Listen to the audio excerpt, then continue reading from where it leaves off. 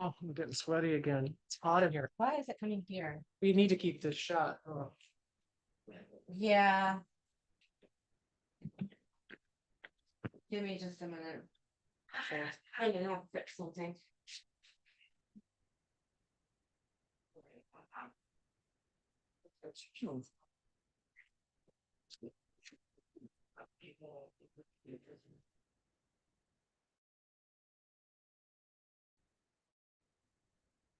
Hello. Is that okay? Not too much ambient? Oh. No. Should we go take them off? Yeah. How are you doing? You having a good time? So it's yeah. My sister's here, my nephew's here, my dad's here. All right, you guys, we are live. Which is Awesome. fine. We'll just edit this out and we'll start fresh. No big deal. But I'm going to it's just loading. So we are being recorded. I'm gonna turn this off and say, okay, here we go. Awesome. Hey everyone, welcome back to another exciting trip around the CryptoCannaVerse. Today I am going live from the Woods and we are covering Hii Magazine launch. I am sitting here with the co-founders, both Pam and Rob. How's it going? Really good. Thanks for having us. Wonderful, wonderful. Thank you for being here. I appreciate My whole life and long 6 of them, and this is my 7th. And I said I would never do another one after my 6th, but I met Pam and we came up with this idea that this space didn't have a media property, especially a magazine that reflected the 21st century cannabis consumer. And, you know, she's been in the top of her field in advertising her whole life, owns her own company, and, you know, brought the idea totally to life. And just very excited. Yeah, we're lucky. We have a really good partnership, and we're just about normalizing cannabis users. I think I've been a cannabis user since I was 13, and I'm a high functioning cannabis user. And I love it. It helps me. And there's such a stigma around weed, as if, you know, people are just in the couch and lazy and all those sorts of things. So it felt like it was time, like the world was ready for a magazine that could really show the fun side of weed and the medicinal side and the politics. There are so many topics around weed, and the community of people that are partakers. There's just something, there's a magic that happens when you're around another partaker, and you just have an immediate affinity and just a generosity of spirit with that person. And that is the main thing I love about the cannabis space. And it really bears out when we're here at this party, the birds. That's amazing. Well, I just want to congratulate you guys to be the first cannabis magazine to sign Porsche. What is that like? Yeah, I was just thinking on the way to this party, that's probably the thing I'm most proud of in this entire issue, is that when we were dreaming up this idea, the whole idea all along was to have mainstream advertisers mixed in with the greatest cannabis brands and hemp brands and CBD brands. And getting Porsche is monumental. Not only is it historic, but it's really good for our brand. It's good for the industry. And Porsche will lead to Range Rover, and Range Rover will lead to Bentley, and Bentley will lead to Levi's, and Levi's will lead to Apple, and so on and so forth. Yeah. It's amazing. Well, I was just going to say on that subject, I have had an ad agency for about 20 years, the parrots going crazy.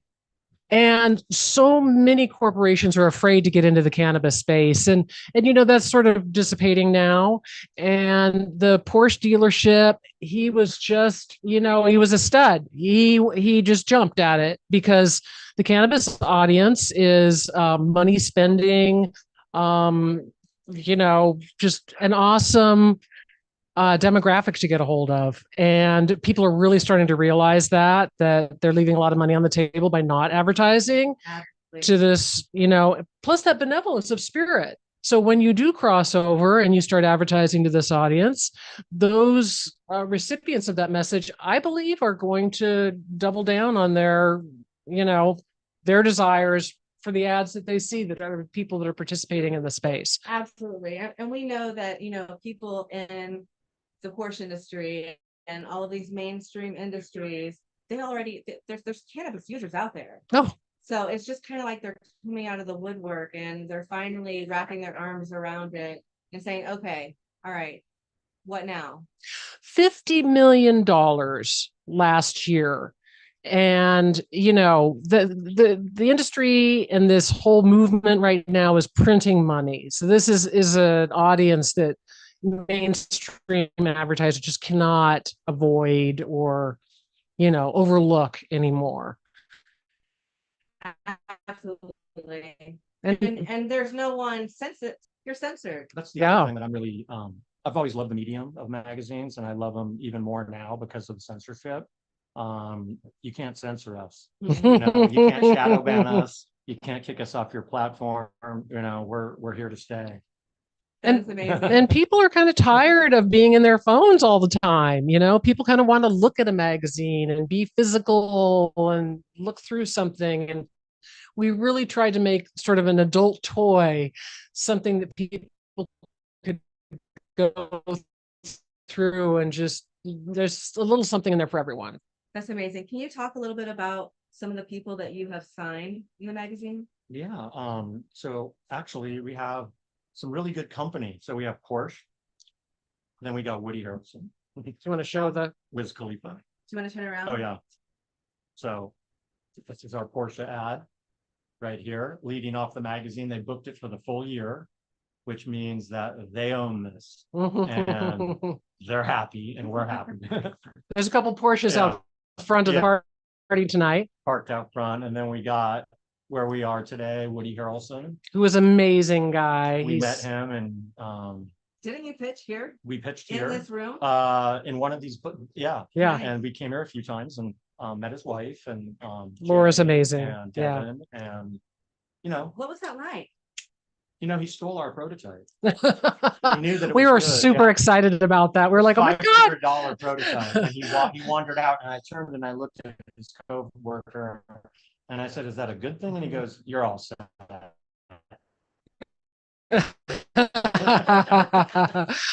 So, you know, and his publicist and brand managers here right now. And then we got Magic Cactus, which is a brand that's never booked a print ad ever. They're an Arizona brand, a hemp non-alcoholic brand that's just killing it in Arizona, and they're just coming to California, so they took a chance and they're very happy with this. Yeah, great Lost people. Farm, which is a great Kiva flower brand. Kiva. Yeah. And then Pleasure Med, which is Just up the down street. another lounge. So, you know, we got a lot of great advertisers, and, you know, Pathfinder, which is a new beverage, it's a hemp beverage. So I think we have a well-rounded True Classic, which is a, you know, very popular brand, pre-roll brand. So You also have several photographers in here as well, professional photographers. Can you talk a little bit about them? yeah, so you talk Henry about Henry. Henry You talk Dills. all- Oh my gosh. Yeah. Well, look at the people that he has shot. The Yeah. Doors, Jim Morrison. I mean, and they were going to do a little shoot here, and then pot is spelled out on the wall. I mean, the things that Henry Dills has seen is absolutely amazing. Tonight. Yes, He's he here is. tonight. Wow, we've got to get him in for an interview. And he smoked with all these people. And these are all of his Mick Jagger, own Rolling Stones in photographs. Amsterdam. Look at that, how hot Mick Jagger is, and still playing the stage. Yeah. That is insane. And Steven Stills, I think here. David Crosby. Oh, there you sharing go. a J with his friend, 1973. I just love the look on this guy's face right here. I mean, to see this passing the joint. Yeah. Yeah, and there's, Photo. I know, and so many photos of people passing the joint, which were considered sort of like, I don't know, is it low class or don't go there? So a lot of these photos have never been seen before. Jimi Hendrix backstage at the Hollywood Bowl, 1967. Wow, look at that hottie.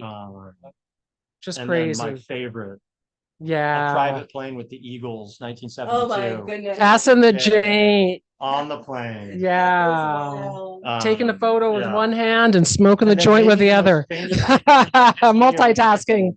Yeah, look at those This might be guys. the most famous photo in the history. Ronnie Wood and Keith Richards. On a Wow. private plane going with Henry to a gig. So very happy to have Henry in here. He's been smoking pot since 1966. And Before I was born. yeah, and he's still going. He likes the mints these days a little bit more to save his throat. So he does a 10 milligram mint. He just Nice, told me. nice. I love it. But he was at Woodstock. He brought a lot of the cannabis to Woodstock in Monterey. He was just a kid, and all the guys, the musicians, loved him because he had great cannabis. And he talks about what he brought in here, and everybody talked about it. It was a really mellow, happy high, and took some photos. People loved him. He got paid like $50, and then he became the most famous photographer in the development. What investors at the moment? Yeah. Yeah. We are because we're launching in LA, which is of course one of the best cities to ever launch in. But we have a vision of being in the 10 biggest cannabis buying cities in America and just really pulling this whole world together. So many of the stories apply to people all around the United States, and then locally advertisers need this avenue to be able to advertise, since they can't do it, as we said, TV, radio, online, nothing. Yeah, it's really hard.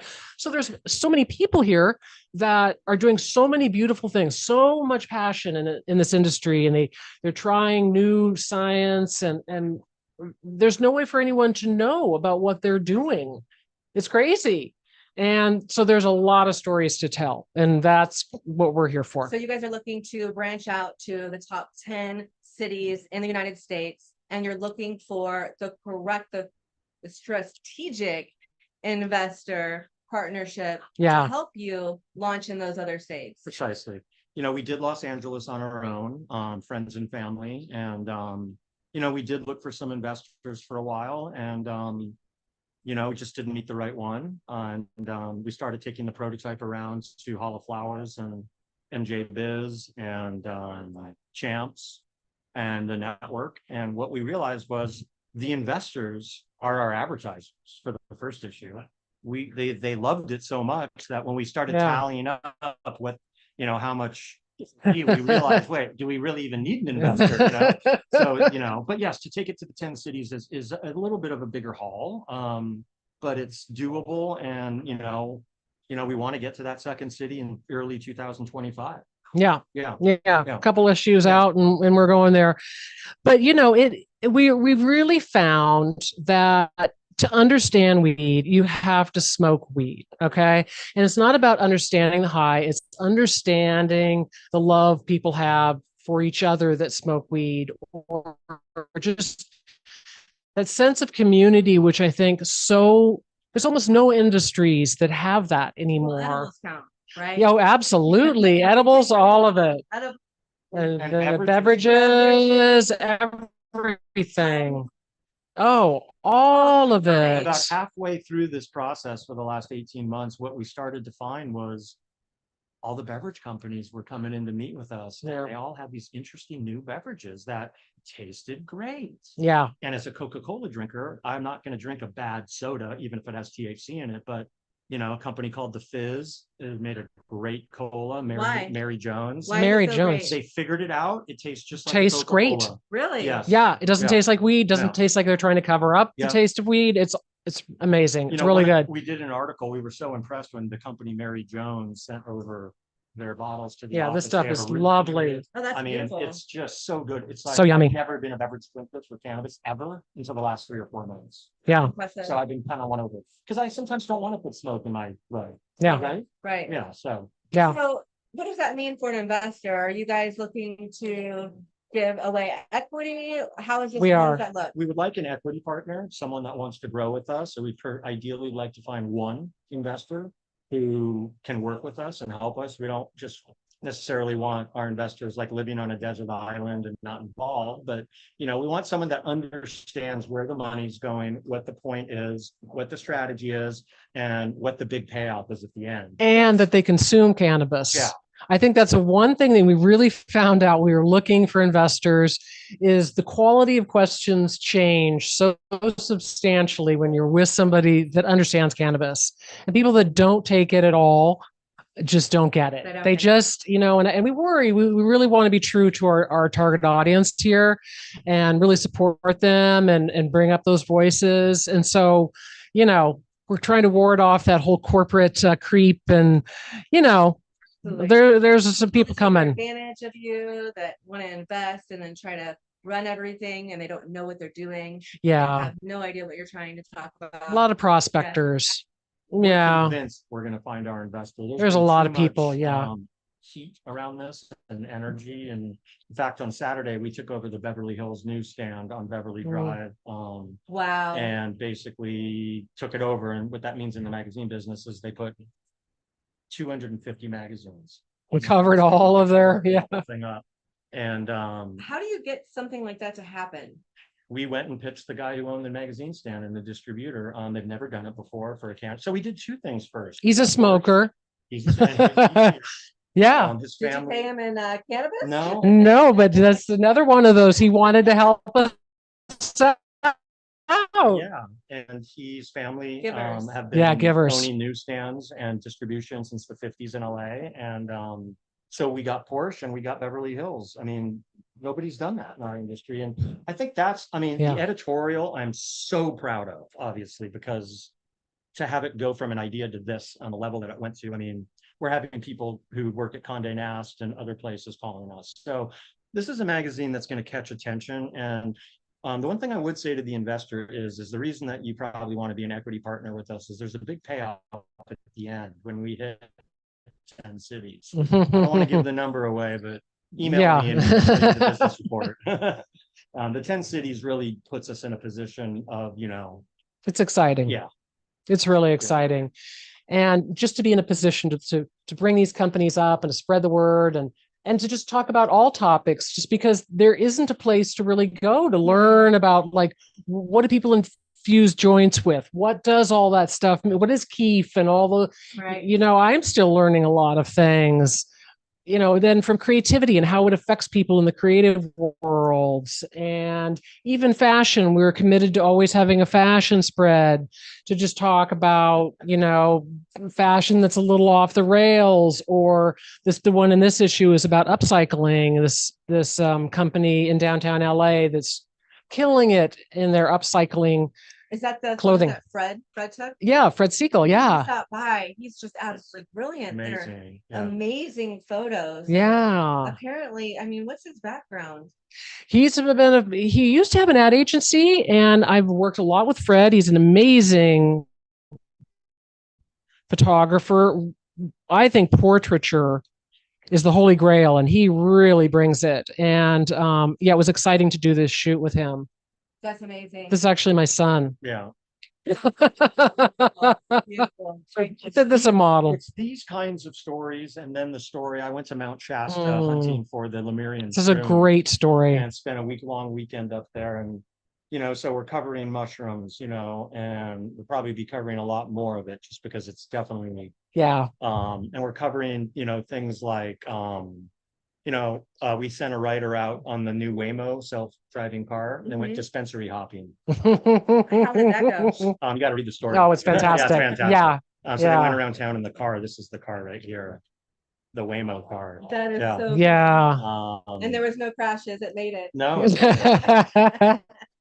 we got a little bit of everything. We went on search for the yummiest and coolest gummy because gummies are like 42% of all edibles bought. Yeah, that's a category that's really taking over. The Kana factory. I went to the Kana factory. They make 250,000 gummies a day. Wow. Yeah. Wow. Yeah, they're killing we it. had fun with that. Now people are infusing the Himalayan honey magic, which is this. So we're going to be covering, all these other plant medicine and botanicals that people are putting in the edibles to enhance it, and we went to the Madrones up in Anderson Valley, which is a really cool bed and breakfast in the middle of cannabis and wine country. So if you're into Pinot and cannabis, these guys are amazing. And they're also being stewards of seeds.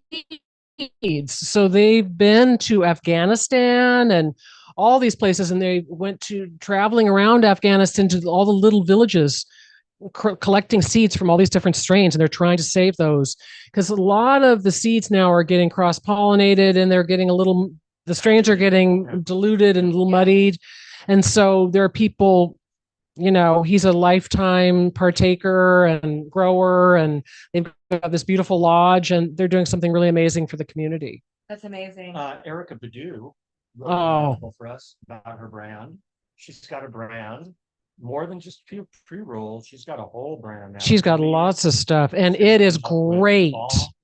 Some female product she's coming out with. So yeah, she really loved the prototype, and she's a real OG too, because I've tried what she's selling, and it's really, really great stuff. Very smooth and lovely. That is amazing. She's bringing it.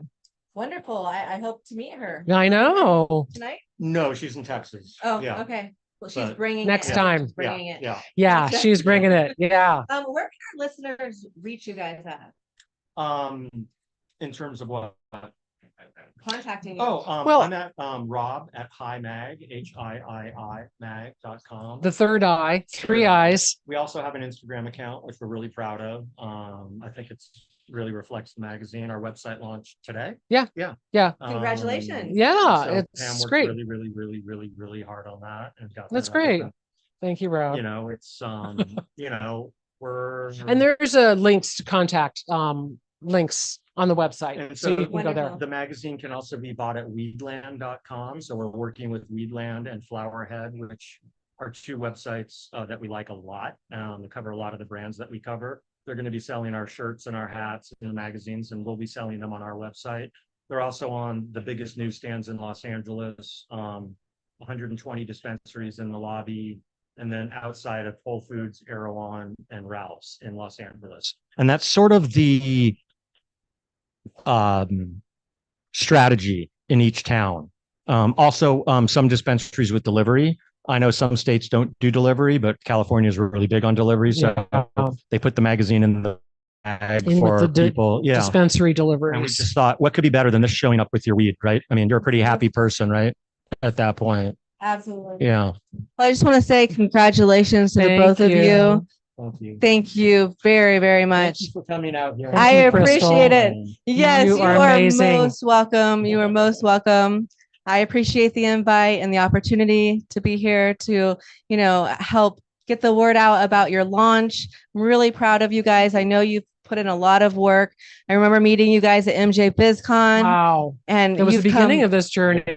Yes. And we're already working on the second issue, which is going to be amazing. We're super excited.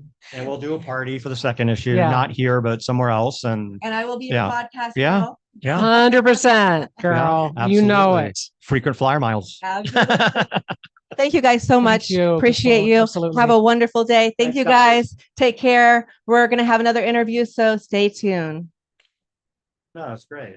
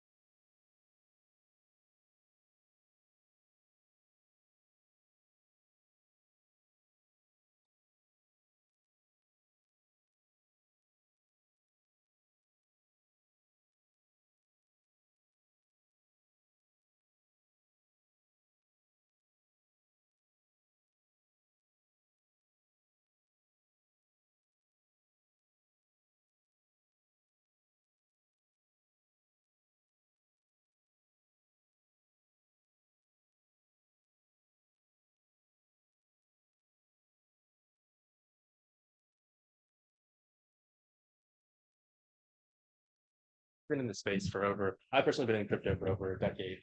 And it's just getting to the point where like you have crypto, you just need a really easy way for grandma to use it, right? Grandma's got USDC. She shouldn't have to think about all these networks, all these things. She should be able to pay for her subscriptions, pretty much anything with crypto. And so we sought about going to move away all of the most complicated pieces of networks, the tokens, and just making sure that whoever's checking out and whoever's receiving, what you can pay in whatever on whatever network, you can receive in whatever on whatever network. Interesting. How are you making it easy for grandma? They just give me the lowdown. Like, what do they do? Yeah. So whenever you go to a checkout link, so it would be like, hey, you go to Netflix or something, and you hit a pay with crypto link, just like you have a pay with PayPal link, right? And then you connect your wallet, whatever wallet it is. We support like 70 plus wallets, and we detect what you've got in your wallet, right? We know how much you have on what network because that's all public blockchain information. And so instead of making you pick tokens and networks, we just go, hey, here's the 3 that you can pay with, or the 2 that you can pay with. And you click, you sign the agreement, and you're good to go. And almost just like PayPal, if you sign in with your wallet to our site, you can see all the previous subscriptions and payments you've ever done as a customer, as well as a merchant. Wow, that is impressive. That is so impressive.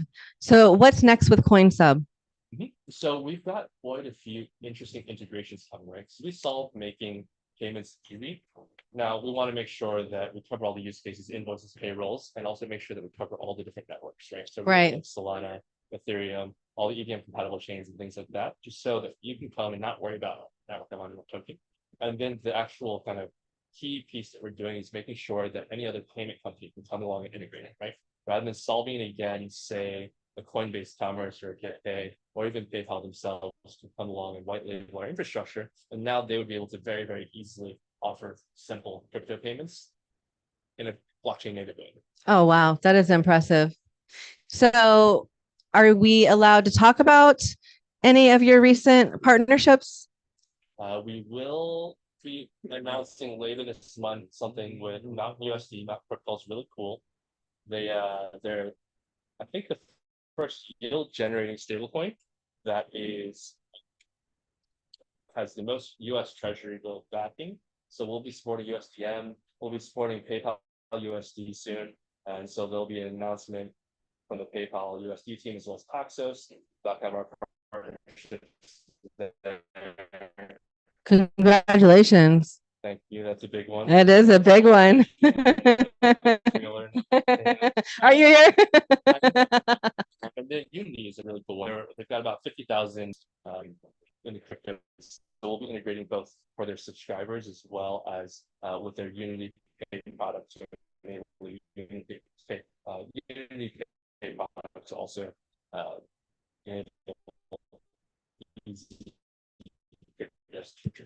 Very, very interesting. Well, congratulations. We'll have a seed round coming up here in probably the next month and a half to 2 months, timing out near the end of September, after we hit kind of our 1 million ARR mark, as well as some of those major partnerships and get our brand.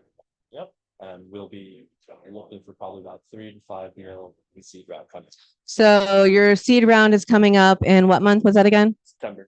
In September. That's right around the corner. For the right timing. We're not in a huge rush as we're kind of a profitable business. Right. So, that's a good thing. So profitable. Every single transaction. We've got a referral program coming up so that anyone that refers someone also gets a percentage of revenue share. And what that does is enable us to spread far beyond what our immediate marketing and social media team would do. So yeah, we are not in a rush, and we're just finding the right market timing as well as the right kind of tech and compliance and legal timing on a macro environmental scale. That is so important, not to be in a rush and to take your time to find the right partnerships. I mean, that's, I'm sure, why you are you've exited several successful companies in your past. Isn't that correct? Well, founder has. He exited one of the world's first B2B commerce platforms back in the late 90s. It was called TradeX through SAP for, what was it, like 1.9 billion or something? That's crazy. And he's your co-founder. Yes. That's amazing. That's so impressive. Yeah, thank you, David. That's awesome. Make Jasper really successful with CoinSub. That's awesome. So you're looking for investors in September, 3 to 5 million. What does that 3 to 5 million give our investor? we're still figuring out the market timing on this, but Okay. I believe we're going to be doing a one-to-one equity token warrant on the off chance that we do have a token warrant. The token cannot promise that due to the fact that we're a U.S. Delaware Sure. court. And then we are coming in a couple different tranches, starting from 20 million in cap to 25 million to 30 million in cap. Is more than likely what we're doing. But if our traction blows up after this referral program, we may up the cap to actually about 50 million cap. As our what you call it, safe agreement. Yeah. Okay. Wonderful. What other kind of partnerships are you looking for right now? Sure. So we look for two major kind of segments. One is maybe people who want to accept crypto as a payment method. And we've actually met a couple of people here, and especially the crypto cannabis space that do just cannabis high risk industry. So basically, the fact that cannabis is cash heavy, and a lot of merchant processing for credit cards and debit cards going a lot. When crypto and cannabis really you can match made in heaven, right? Because it allows for digital payments, allows for global digital payments, and allows for kind of a wider reach without having to go through all the troubles of the banking infrastructure and kind of issues against. Absolutely. So anyone who wants to accept crypto payments, and the second one is anyone who wants to offer the ability for others to accept crypto payments, and that would be existing payment processors, existing payroll companies, existing companies that kind of are adjacent to payments but do not have themselves their own payment rails. We have our APIs open, and we're happy to work with anyone to make sure that you can super easily, in a matter of days, add on crypto payments as part of your product models. In a matter of days? Yes. Wow. That's fast. Trying to make it really, really That is. Where are you out of? Currently, I am escaping from Naples, Florida, where Hurricane Debbie just came by. Oh. Indeed. And then we will actually. I heard you had some damage. We did have some damage. I literally walked out and looked at people boating and jet skiing in the streets, only in Florida. Wow. Florida man is very real.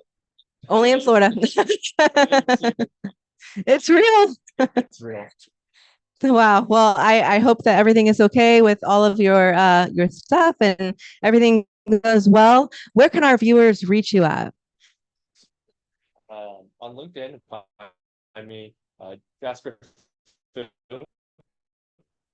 I look like me, and I might be one of the few Jasper who's on there. Either contact form, subscribe to our newsletter, or even go ahead and start using the product. We are totally self-starting and available for anyone to jump into this. Thank you so much for being here. I just want to say to all of my viewers and my audience out there, Jasper is a real stand-up guy, amazing human being. He actually sponsored my show. We're here because of him. So thank you so much, Jasper. We really appreciate you sponsoring us, and reach out to Jasper. Thanks, Crystal. Really happy to be here. Really happy to support you. Thank you. Have a great day. Bye.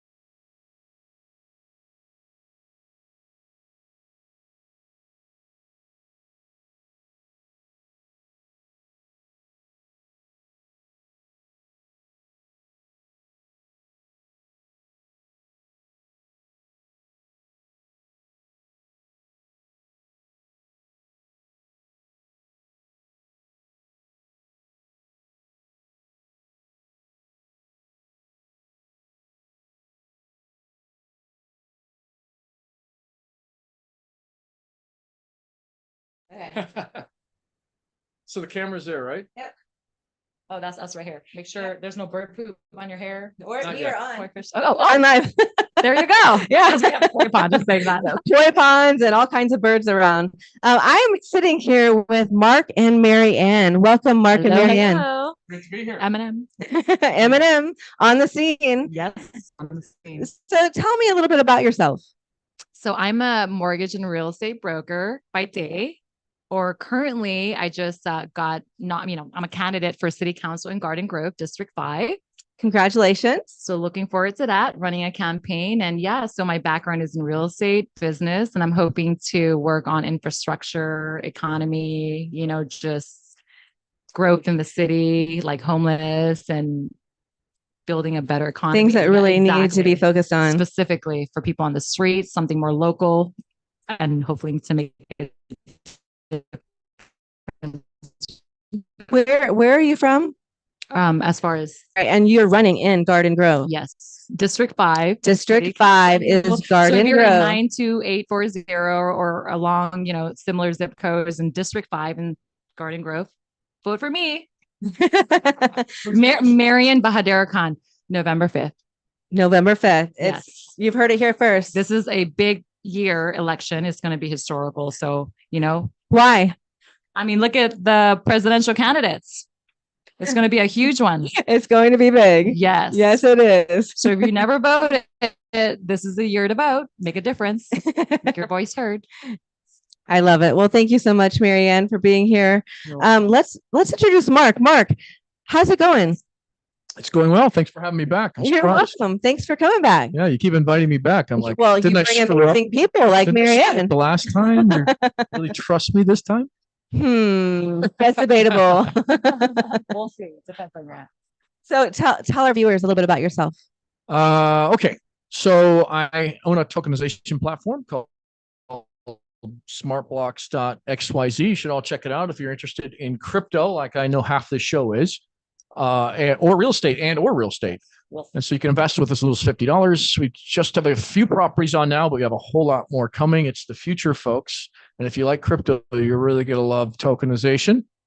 And I would just encourage you to check it out and give me feedback. Let me know what you think. But think of it as just like a stock market for real estate, because that's all really what it is at this point. Interesting. So can you tell our viewers a little bit more about tokenization and real estate tokenization specifically, and why is it important? Yep. Okay. So typically when you buy real estate, you and I can't get involved in these big commercial deals unless we've got $50 million laying around. I don't know about you, but I don't have 50 million laying around. Maybe you do. No. But now with as little as $50, you can get involved in the same deals that all the super wealthy do that make, 10, 15, 20% in real estate anywhere in the world. You know how difficult that would be? On our platform, you can do it in 4 clicks. Unbelievably easy, and it opens up the door to real estate. The best part is you could sell the token whenever you want, just like crypto. Everything is just like crypto. It's on the blockchain, but it isn't crypto because it's backed by something, and it's truly a security. And when it's a security, we have to follow the law, but because it's on the blockchain, we could do a lot more, especially outside the United States, than we could do here. That is so interesting. Tell me, what kind of investors are you currently looking for?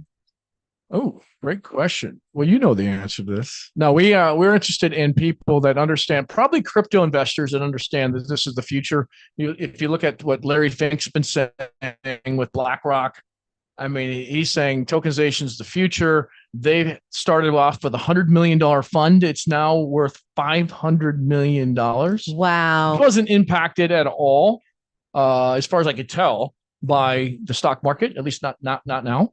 So they're investing. And when do you see traditional big players like that get ahead of everybody else?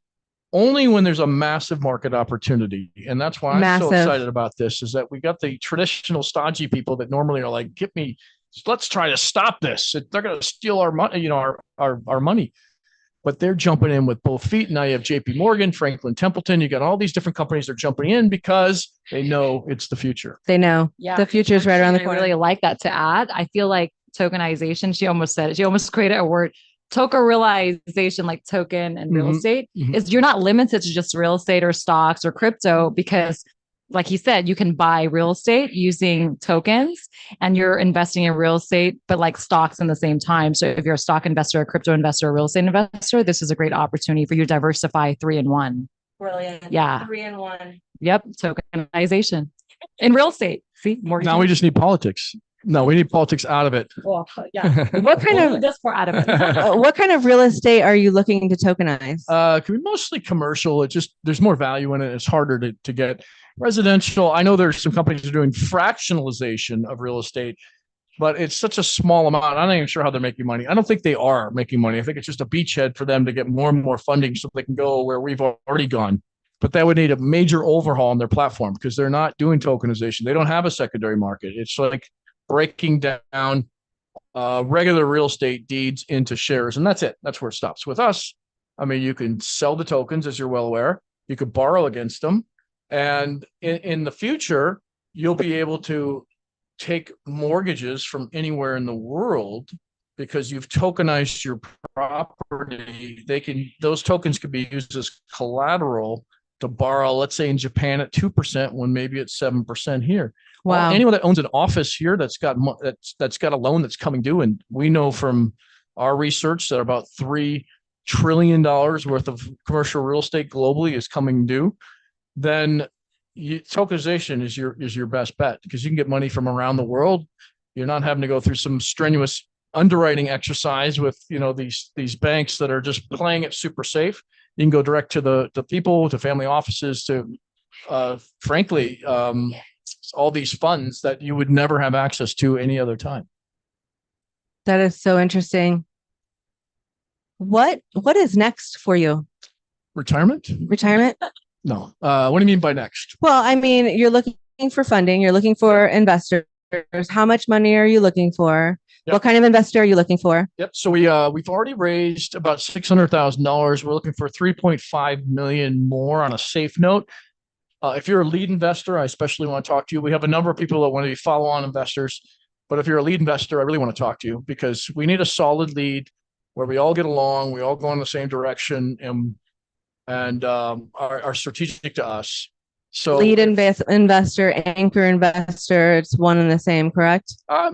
Yes, they can be. Yes, an anchor investor, a lead investor, but a lead investor that is well connected. The ideal lead investor for us would be a developer that also has an investment fund, like a CBRE, I think has one. Just an example. So if you're from CBRE, please reach out. Please reach out.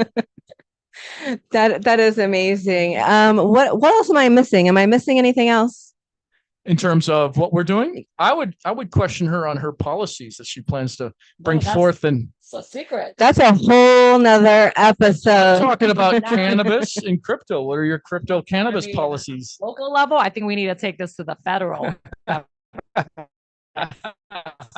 We need to change the categorization and scheduling of marijuana first and foremost. I thought it was. It's not.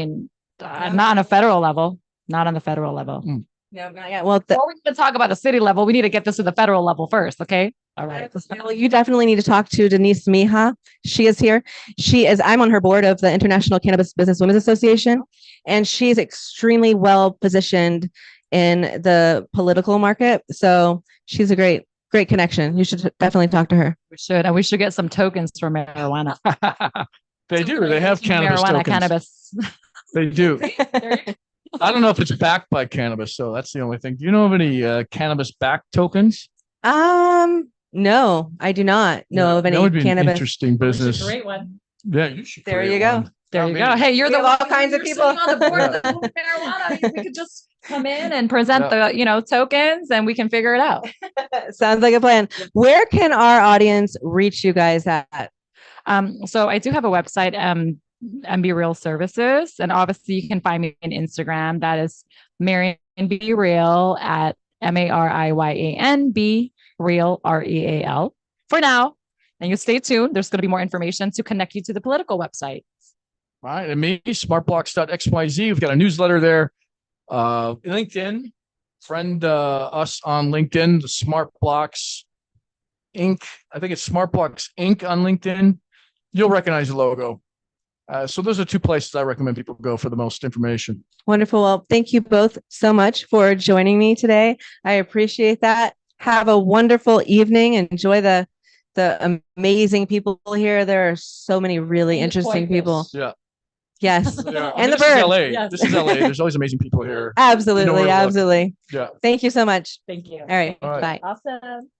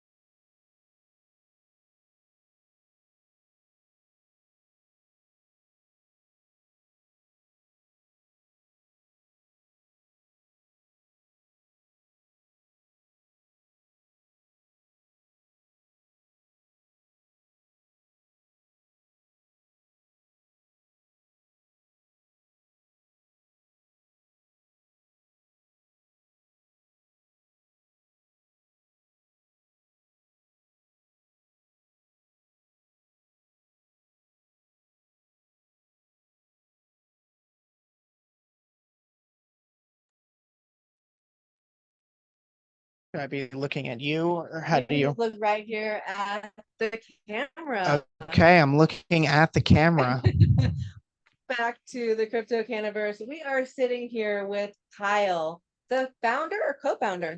Co-founder of 420 Interactive, San Diego-based incubator accelerator for brands in the cannabis and psychedelic realm. Wow, impressive. When did you guys launch? We started in 2018. We came together over at High Times Magazine. My team and I, my co-founders, we were spearheading the Regulation A fundraise for High Times. So they were going public. The community and fans could buy shares in the company, and Wow. we spearheaded all the efforts to wrote the emails, did all the content, all things digital marketing. That is impressive. So do you also own a digital marketing company, or is this Yes, part of as it? part of our incubator accelerator, that's where we really shine. You know, we come in and push all the buttons, set up all the systems for a brand to succeed, to make sure they're capturing emails, building a community, and making sure they execute correctly on their digital marketing strategy. That's amazing. Well, we will definitely have to talk. Please, yeah, I'm ready to answer any questions. So what is your favorite thing to do? My favorite thing to do is play tennis. You know, I like to You love tennis. enjoy myself some cannabis, play a nice round of tennis with my business partners or acquaintances that I play with. Who are your business partners? Their names are Matt and Adam. They have 20 years experience in the e-commerce digital marketing space. So my main partner was a longtime advertiser in High Times. So that's how we got our foot in the door and taught them the things to do to raise money. That is really impressive. Do you know Ethan? Ethan Bloomfield? I do know Ethan Bloomfield. He was Yes, a former invited. salesperson at High Times. That's where we Yes. connected originally. He was there in the office while we were there. Oh, wow. Very impressive. Yeah, he's a good friend of mine. He's Okay. supposed to be here tonight. So All right. Can't yeah. wait to say hello. all these high time people. What's High going Times, on? High Times is a legacy media brand. You know, a lot of great people who are passionate about plant medicine and cannabis. Times was the magazine storyteller turned to. So they truly are, you know, for better industry, and definitely have a lot of cultural respect. Absolutely. So tell me, what kind of companies are you looking for right now? I'm looking to help anybody that's plant touching or again in this psychedelic and cannabis adjacent space to make sure the proper systems are in place to execute on the audience that you've built. You want to grow sales, you want to build a community, you want to raise funding. You know, we're the team to bring on and help ideate, put the systems in place to ensure your success. Wow. You said that you help raise capital. Can you tell me a Yes. little bit more about that? Sure. Well, our experience with High Times doing a Regulation A crowd fund, which allows community to buy shares in companies, similar to a Kickstarter or an Indiegogo. You know, fans and non-traditional investors can get access to companies going public or ideas that need capital to get started. Nice. Are you talking about anybody? So anybody with any startup that's in the If cannabis you've got industry? extra money in your pocket and you're intimidated by the stock market, there are opportunities out there for you to invest in real people trying to bring real things to the market. What kind of companies do you have right now to invest in? Sure. Well, we recently worked with a wonderful brand called Uncle Arnie's, where my team and I helped spearhead their investor crowd fund. Yes. That is really cool. I know who Uncle The Arnie is. brand Yeah. was looking to expand into multiple states and we're looking to garner some extra capital. Luckily, they built up a huge following in California. You know, they have an audience to tap into, and it's really wonderful when a brand can truly win with their community. That's what crowdfunding allows you to do, right? Your fans can buy shares in the companies they love and truly support them. Absolutely. That's so brilliant. Where can our viewers reach you at?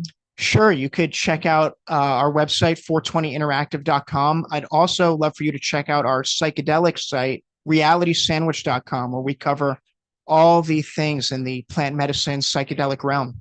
Is it a podcast? It is a 20-year-old community content site. We write articles about how to properly microdose, you know, the history of these plants, covering musicians, artists, festivals, all things in the psychedelic space that we love. Interesting. Well, thank you so much for being here, Kyle. I appreciate you taking the time to swing by the CryptoCannaVerse show.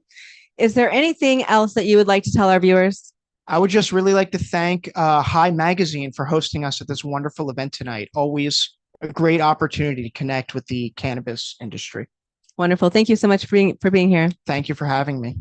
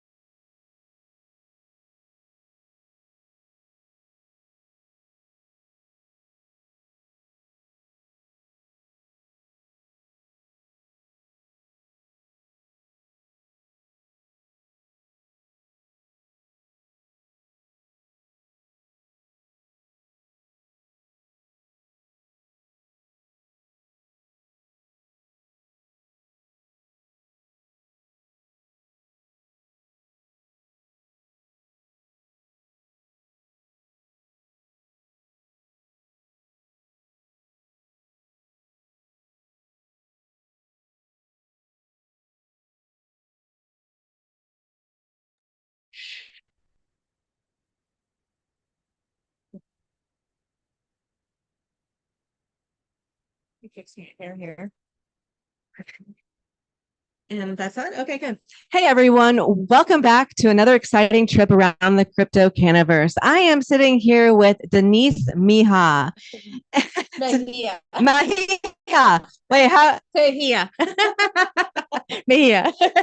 Thank you, Mejia. Yes. Excited to be here. Yeah, thank you so much for joining us. Absolutely. I'm excited to be here. I'm excited to join one of our board members, Crystal Wampler, and I'm here also on behalf of ICBWA, International Cannabis Business Women Association, and a lot going on. So I'm excited. Wonderful. Tell me, what is International Cannabis Business Association? So, I know what it is, but tell our viewers. so our viewers, let's see, let me share a little bit. It's a combination of diverse women coming into the cannabis world in the industry in the toughest times of COVID. We initiated the org, and it's been growing every day. Every time we have conversations of the topic in any event that we've been exploring in different platforms.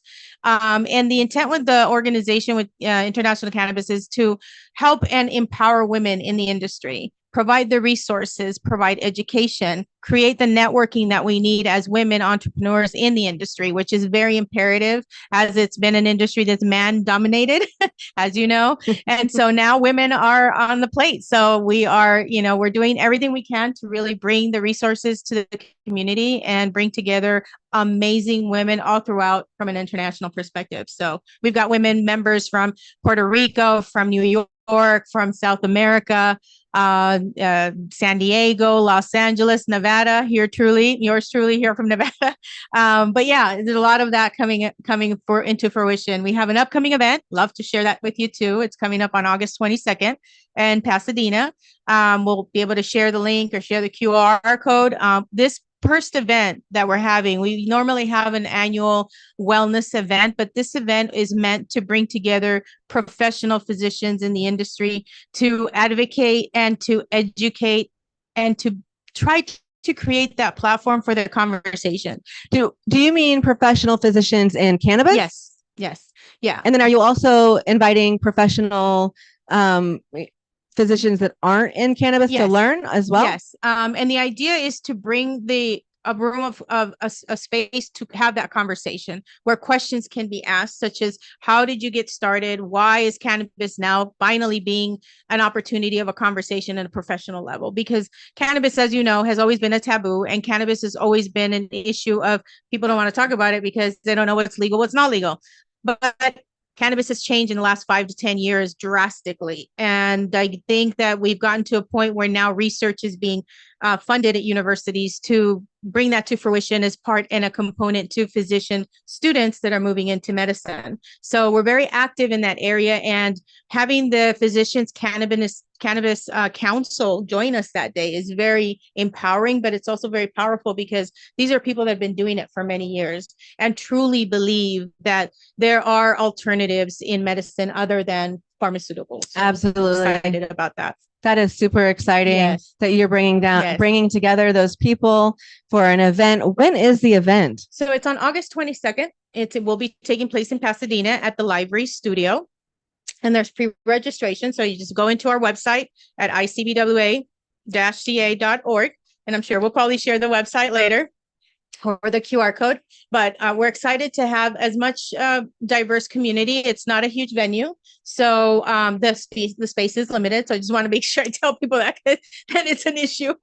But we will also have some sponsors, and we're going to have a couple booths that are going to bring some resources such as insurance, banking capacity, questions that people want to start up in the business, by primarily women, obviously, have those resources on site. So we're excited to bring that. That is super exciting that you are helping women in the cannabis industry. Yes, I'm excited. We all are. That is super exciting. Thank you so much for being here. Where can our viewers reach you at? At ICB, International Cannabis Business Women Association. You can go to Google, or you can reach me directly, and we can provide a phone number for that. If that's okay, I can give it. That would be fine. It's 818-912-8127. And we are one of the first, and just to throw that out there, one of the first nonprofit women's organization that has been recognized by Senator Bradford, one of our legislative leaders that has been very supportive in the cannabis industry. But we have also been one of the first nonprofit women's organization that's been funded through a bank, where the challenge has been banking. but we've been transparent in the concept of what we're bringing to the table. But we're also now seeing that our community needs those services and that support. So they're also very active in compliance in cannabis. They're kind of like spearheading that side of it. So we're excited. That really is excited. super exciting. I think it's fascinating about like you're a patient that knows all about the benefits of cannabis. Yes. Can you talk a little bit about that and your struggles? Yeah. I started, I wear many hats, but one of the hats that I primarily wear is PI lien litigation in the workers' comp industry. I was diagnosed back in 2012 with multiple sclerosis, and I literally was devastated to see my life before me in a waiting room from the different stages that MS can take people. Right. Fortunately, I'm from South America, Colombia myself, so researched into alternative medicine and was introduced to it in a different form, slowly but gradually. And I chose it's very cultural in the Hispanic and Latino community not to depend on pharmaceuticals as a form of solution. So alternatives was an option for me. And I did take that to heart because of the drastic expression that the doctor told me. He said, by 40, you're going to be walking on a cane. By 45, you're going to be on a wheelchair. You're going to be immobile from the waist down. You're not going to feel your feet. So imagine that's really drastic to get so to the scary. And walked out of that exam room. I kid you not, so devastated. But then I said to myself, I have 2 children that I really have to be here for, and I'm not going to let this get to me. So I looked at alternative medicine, and I can tell you it was the biggest blessing I've ever had. I do not see myself in a wheelchair or walker very soon. And I'm at 53 right now, proud to say, and walking, talking, everything. I am so blessed and so thankful and grateful that I did consider that as an alternative, because alternative medicine in cannabis has been perceived in such a bad form, and it's literally a plant. It becomes a non-plant when we mix it with pharmaceuticals. Then it becomes a completely different animal, and that's what we're concerned about with legislation right now, and that's what we're avoiding and pushing. Yes, we want legislation, but we don't want them to control the actual concept of organically not modifying the plant, and that's a big challenge that we're going to be hitting coming soon too. So that is a huge challenge. Yes. You are also part of a couple other organizations. Yes. Can you tell us about those? Okay, I'm also taking on a seat with the BizFed organization. It's the BizFed of Los Angeles Federation, and it's one of the biggest organizations that very active in legislative.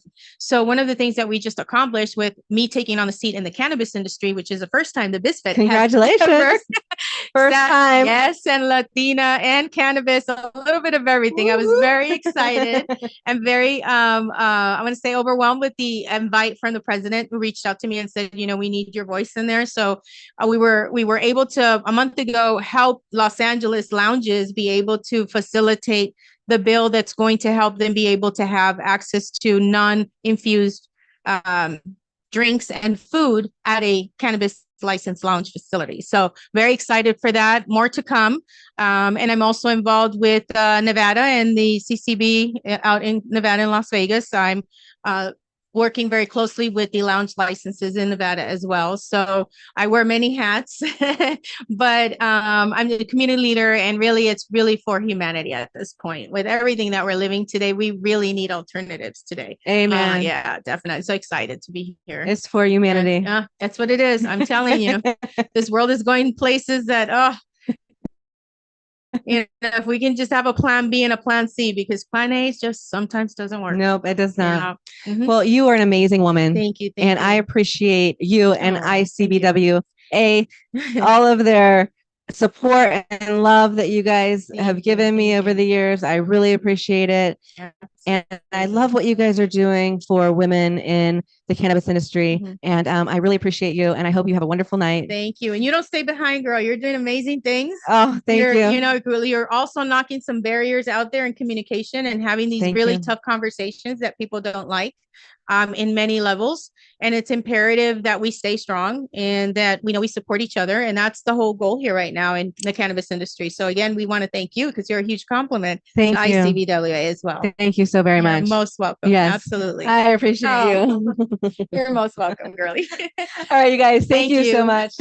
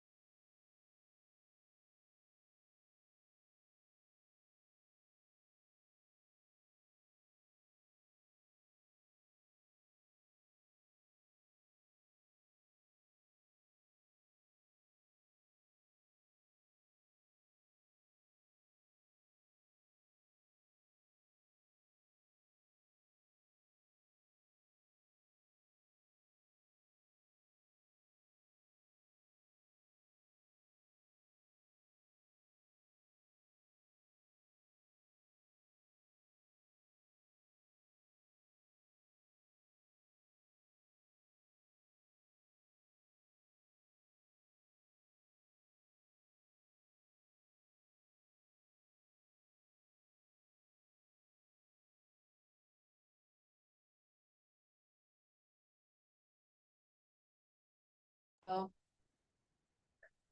Where do you live? in LA. Right.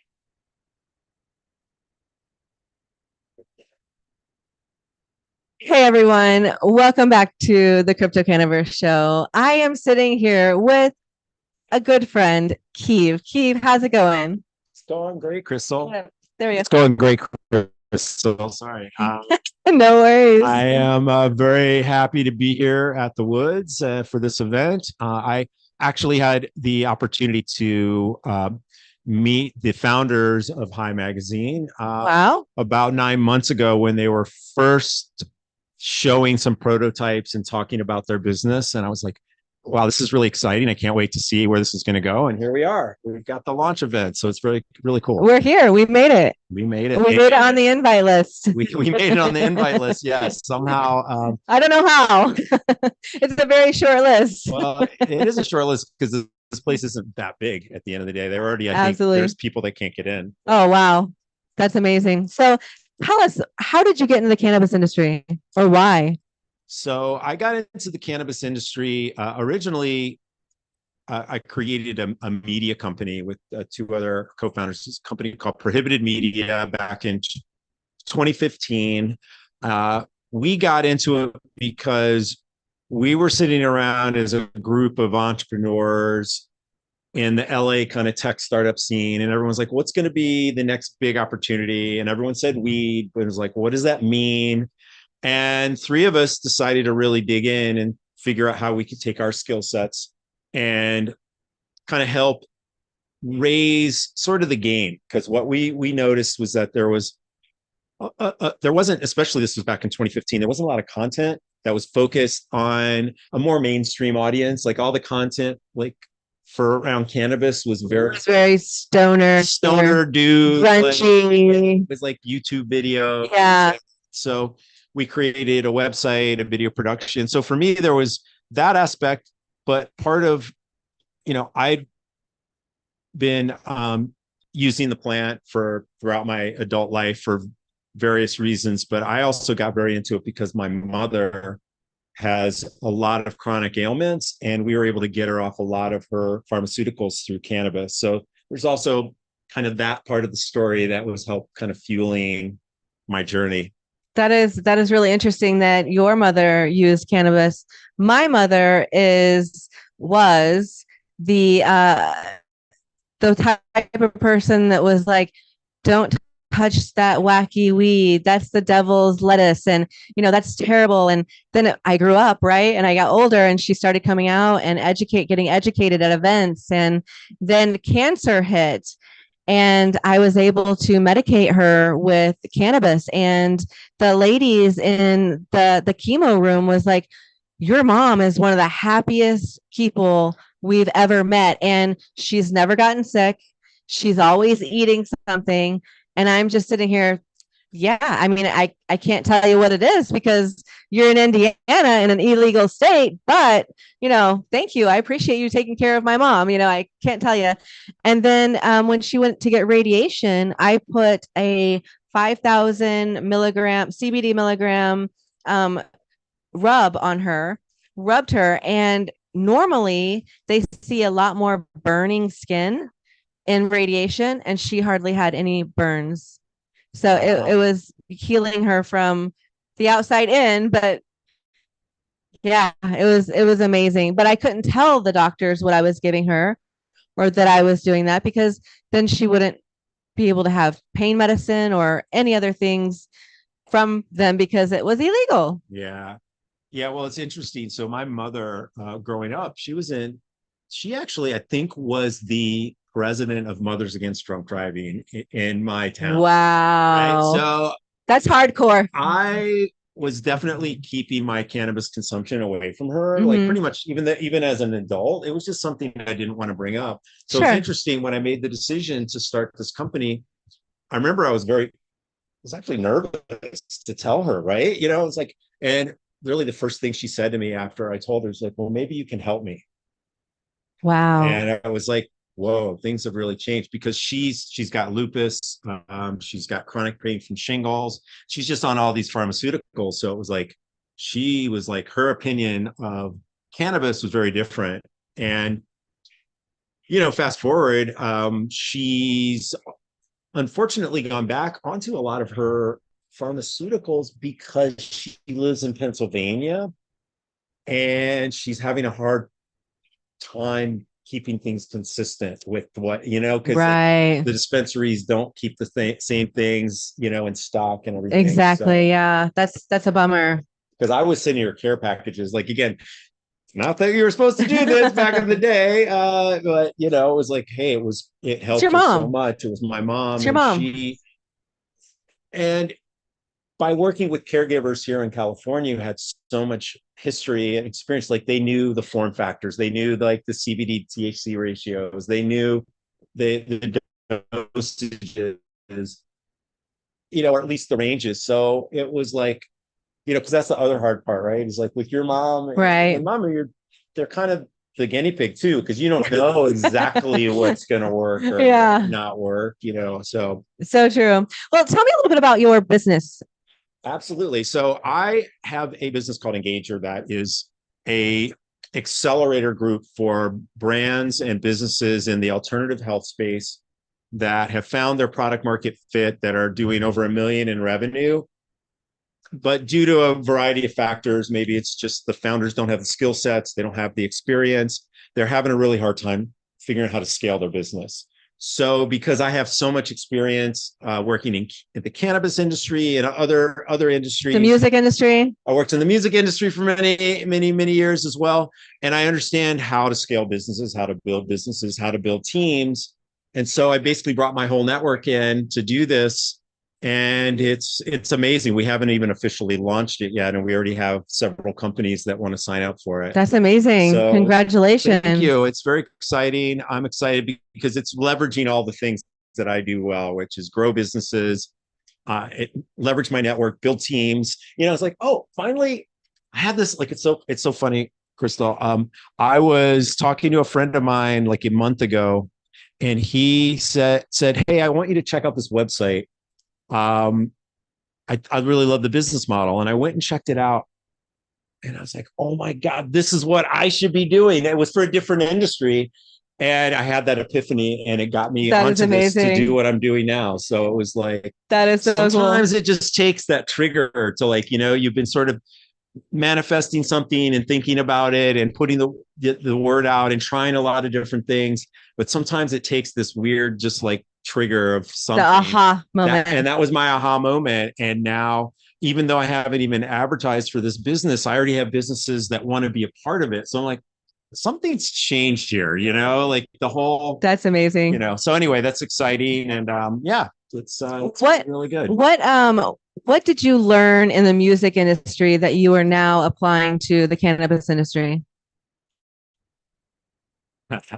Well, it depends. So on what it's applied a lot of different, elements. I mean, one of the things is, the music industry had a lot of very interesting creative executives in that industry, which prepared me for working with a lot of interesting creative business types in the cannabis industry.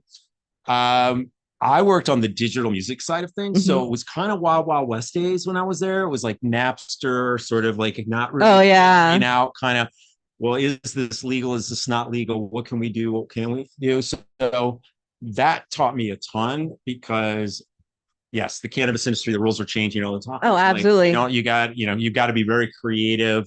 So I'd say those were probably the biggest skill sets. And then the other one was really around marketing, because, when the music industry, you're really building your music acts around lifestyles.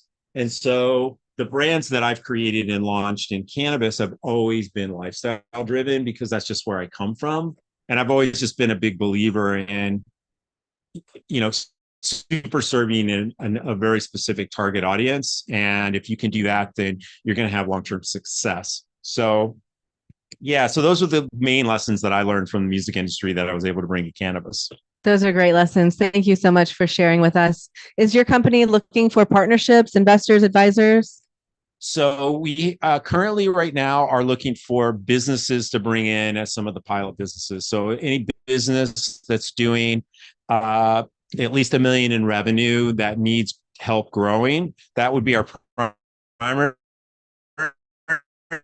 And then we also, for our businesses that are part of our program, we do help them with capital strategy. And so I would say investors that are interested in the alternative space would be well served to be connected with us, because we're going to be pretty much growing a whole, community worth of businesses that will be at various different stages that will be requiring.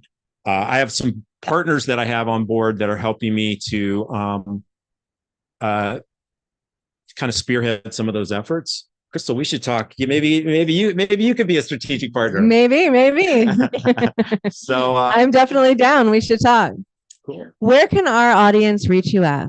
So the best place is LinkedIn. I'm very active there. I post every weekday, Monday through Friday, and I respond to my DMs. Keeve Huffman is, just go and do a search there. And then I also have a website called engagerglobal.com. That's the other place to find me. Wonderful. Well, thank you so much for joining us today. I appreciate you. It's been wonderful getting to know you. And I hope you have a great night. Thank you. Thank you. Great to see you, Crystal. Nice seeing you as well.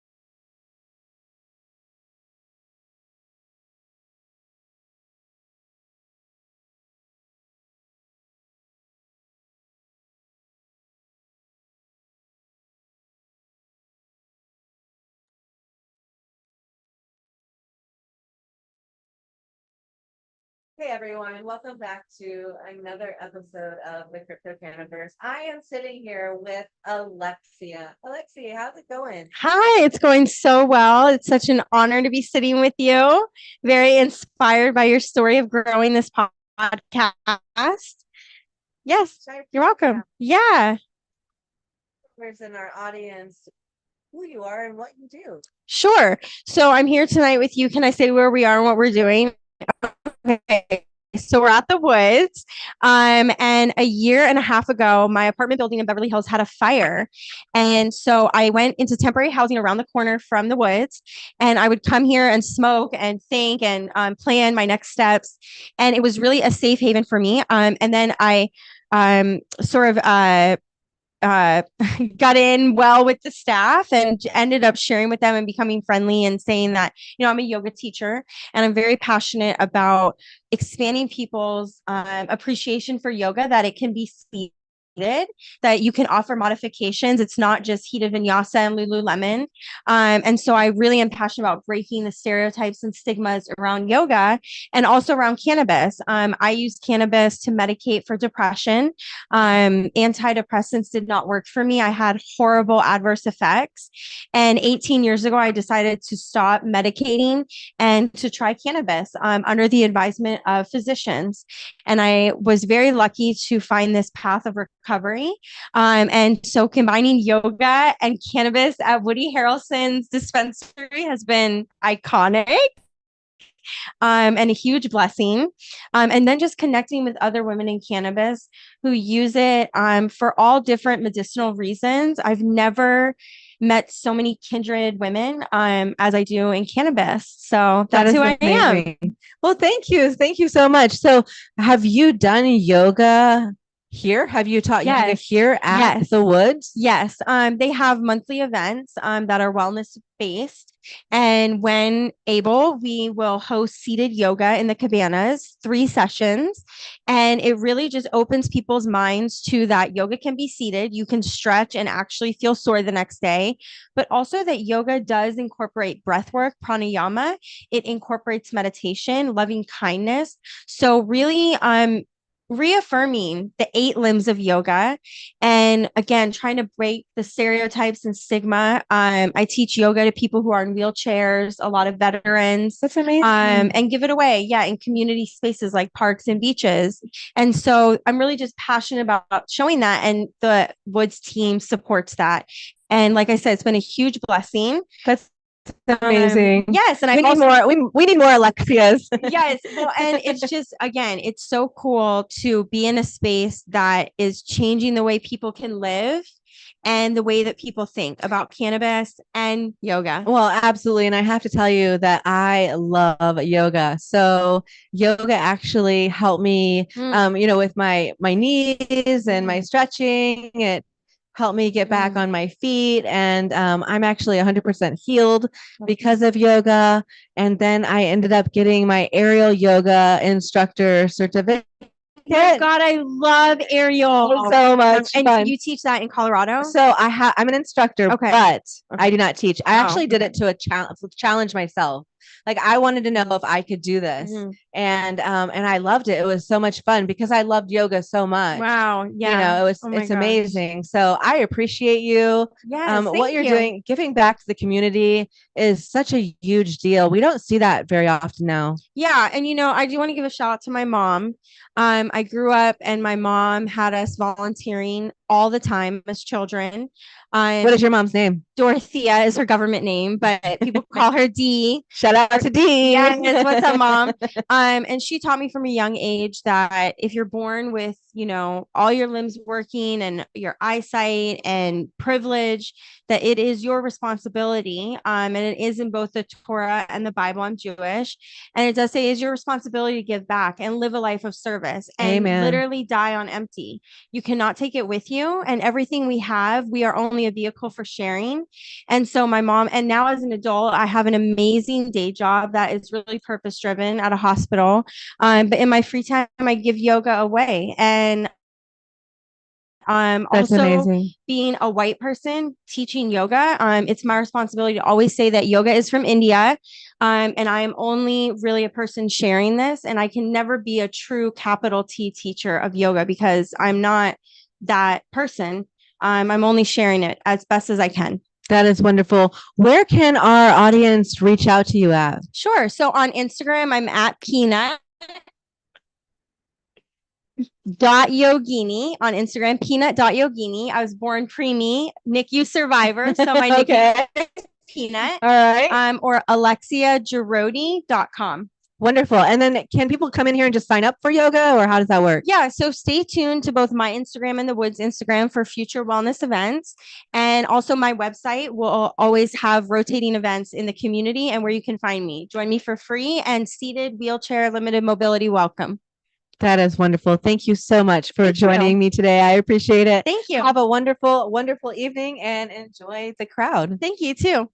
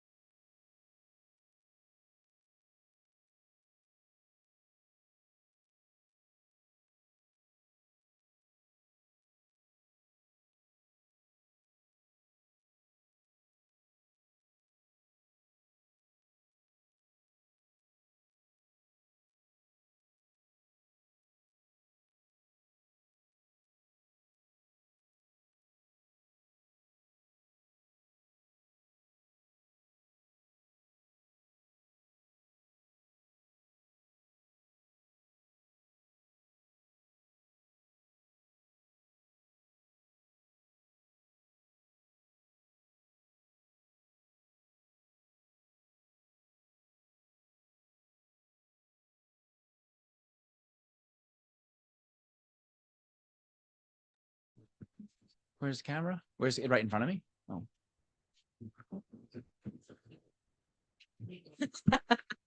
Hey everyone, welcome back to the CryptoCannaVerse. I am sitting here with my dear, dear friend, Anthony Fino. Welcome, Anthony.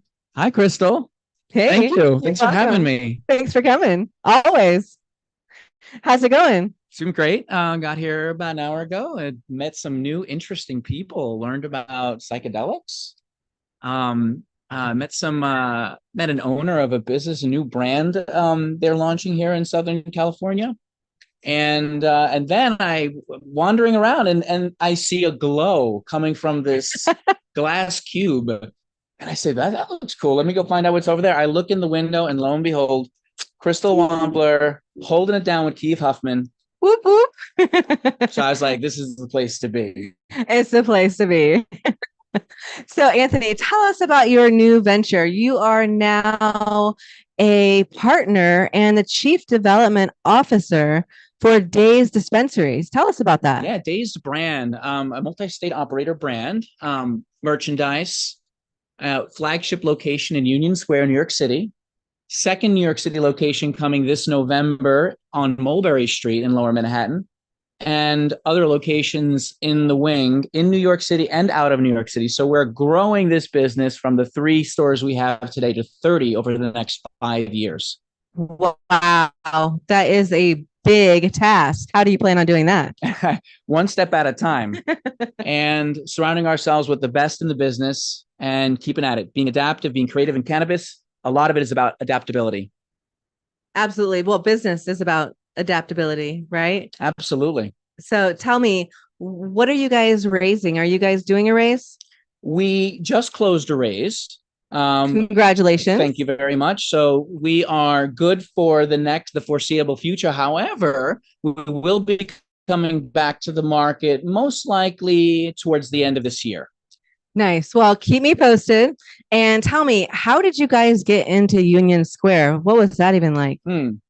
So three founders, Chris, Rich, and Keyshawn, started Dazed in Union Square, New York City. They opened the store, and as one of the founders, Keyshawn is a social equity applicant and was awarded a card to have a dispensary in New York City. It was the fifth card received.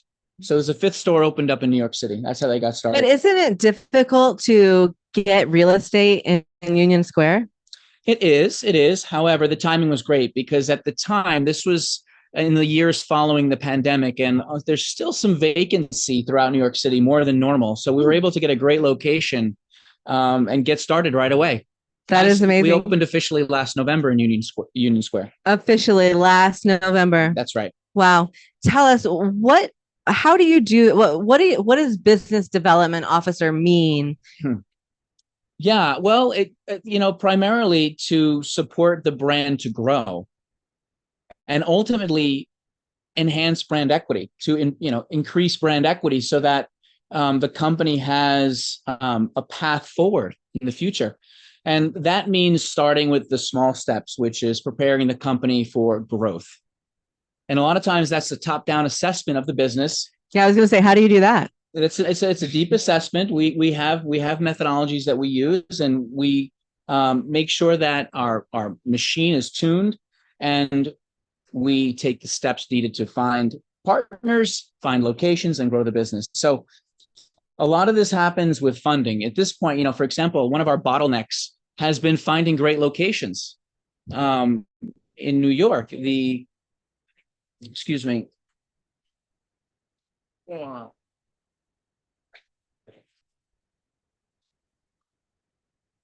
One of the bottlenecks in New York has been finding great locations. As a matter of fact, like 7 out of 10 landlords are unwilling to even work with a licensed dispensary. In most cases, because their lender prohibits them from leasing to cannabis tenants, even licensed tenants. So we have a difficult time finding space in New York. Licensees can also be a bottleneck. We're finding that a lot of folks who are receiving a license are looking to partner with someone who's already established, so we find partnerships there. And but the big bottleneck is investment dollars. The more investment dollars we can bring in, the quicker we can grow this business and repeat this model that we've created that's been successful at each of these locations. That is amazing. Well, you are a data guy as well. So I'm sure you're bringing all the data in, collecting it, working with CPAs, and you're wearing multiple hats. Yes. I mean, part of growing this business is, like I said, it's about going through the systems and making sure that we're fine-tuned and we're prepared to grow, and that we grow into a model that's going to be valued in the future. And so data is important. Data is very important. Collecting data is important. More important is trends, interpreting that data and then putting it into action. It's like data. Carly Fiorina has a quote that says something like, use data, collecting data is like collecting information. Interpreting data is like, she said, what? I can't remember. It's a craft. It is. Data is important. So we use data, but we interpret data, and we will, this is something that, yes, is something. It's a big part of what we're doing at Dazed. That is amazing. Where can our audience reach you at? LinkedIn, Anthony Fino at LinkedIn, and dazed.fun. Dazed.fun. Dazed.fun. Dazed.fun. I just want to give a shout out to Anthony here and say thank you so very much for your support over the years. He has been with us since the beginning. We really appreciate him so very much.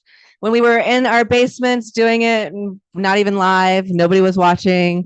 Anthony was there, and you've always been a great supporter. So we appreciate you very much. Well, thank you very much. I really You're- appreciate you're that. And I welcome. support what you guys do. They're great people behind the scenes, amazing people. Aw, Yeah. thank you. Thank Thank you. you. Have a great day. Thank you.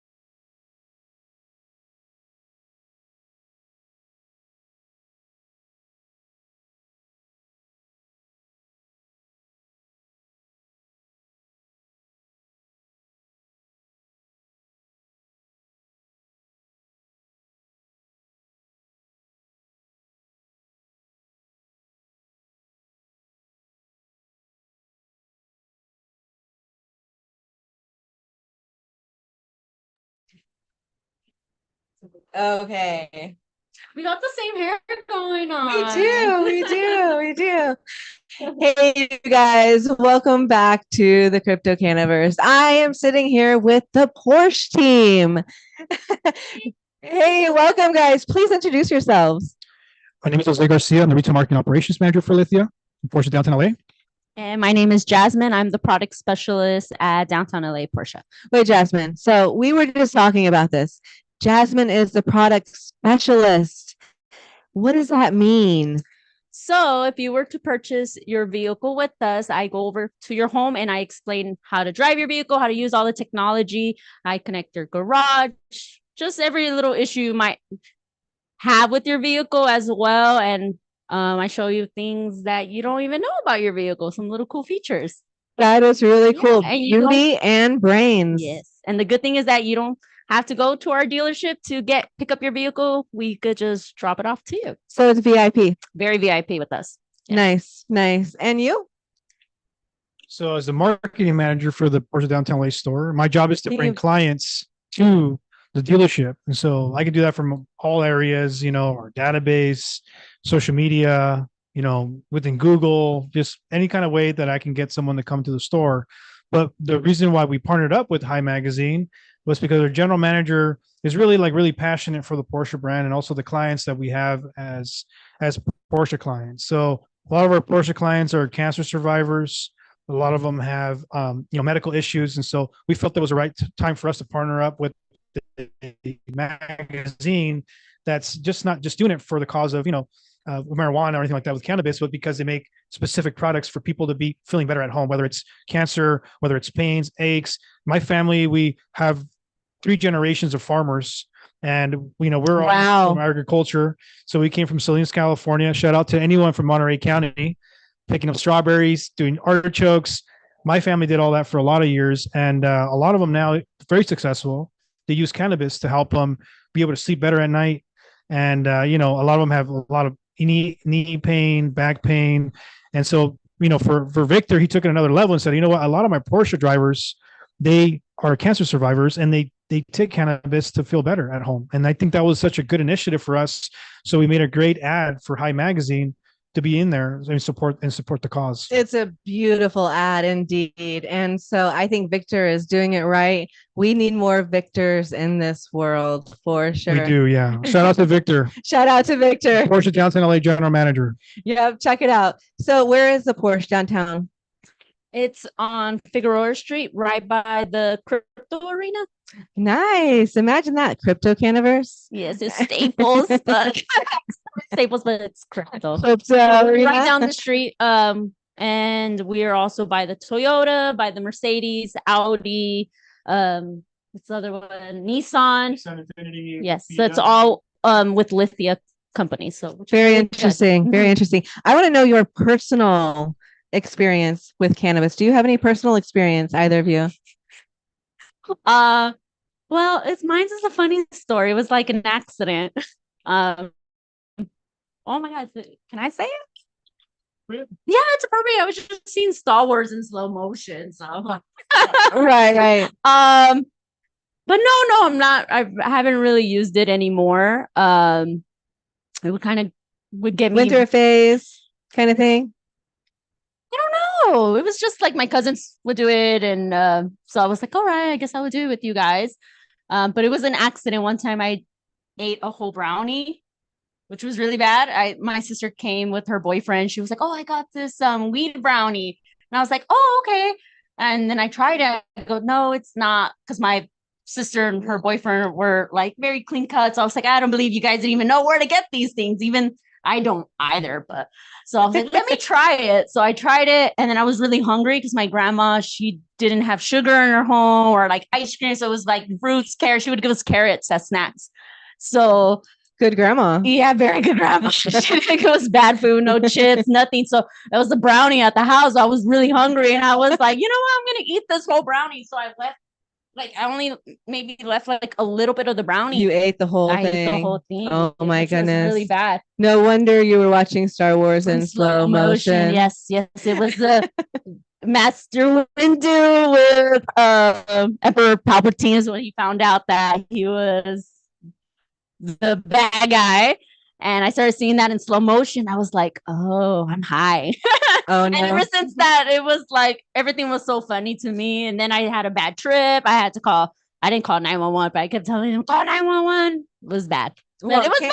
Cannabis is a serious thing. It very much can be. Yeah. So yeah, It's a funny funny, story. scary, Funny story. little I went scary. through, I felt like I was high for a week, Oh. but it probably wasn't. Well, thank Yeah. you for sharing your experience. I was a distance runner for a long time. So I ran track and field in cross country for 20 years. Oh wow. And it got to a point where I was always very fit. But in college, I hurt my knee really bad, my I-18 syndrome, which connects from my knee all the way to my hip flexor. And one day I couldn't just run anymore on it. Oh. So I was at the flea market in Santa Cruz, and I found a dealer that was selling cannabis, like CBD, like CBD, like gel, and I used it for a duration of like the summer for my knee to get better, and my knee I don't know, the tendon just got better within a few weeks, and I ended up just running really, really fast. So hopefully, I wasn't like doping. I wasn't doping. No, you were not. But it was relieving all my pain from that, and that was the only time I ever used cannabis for The inflammation. for soothing and inflammation.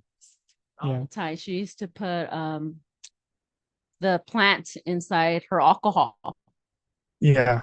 Interesting. She was well, Hispanic. My family's Hispanic, so she would always put it in the alcohol, and she would rub it on her knees, and she was like, "Oh, it works. It would like make my knees not hurt." Oh, it does. It does work. I did the same thing. You could actually take stems and put it in alcohol as well. She would do, yes. And she was born in the 1920s, so she's been using weed. Well, she passed, but so she was always using it for her knees. Yeah, that's Well, grandma. Yeah, so funny. Well, thank you guys so much for joining me tonight. Actually, it's not even today anymore on the show. Thank you for having us. Really appreciate Thank you it. guys very, very much. Give Victor a hug We will. from the CryptoCannaVerse show. We will. And- Hopefully, the next yeah. time he'll be able to make it, or you guys will be able to come to us. Maybe we will. Maybe. And if anyone's interested in going to the Porsche downtown LA grand opening, it's going to open up in December 2025.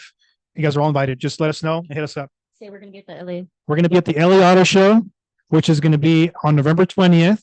And it's going to be a huge show. We're going to be unveiling the all new Porsche Macan Electric, which is going to be, it's really cool. We're going to be one of the first dealerships to really do it like nationwide, like a huge dealership debut at the LA Convention Center on November 20th, part of the LA Auto Show. You guys are interested? Let us know. We'll get you guys tickets. Nice. Well, thank you so very much. Reach out to these guys. Where can they reach you at?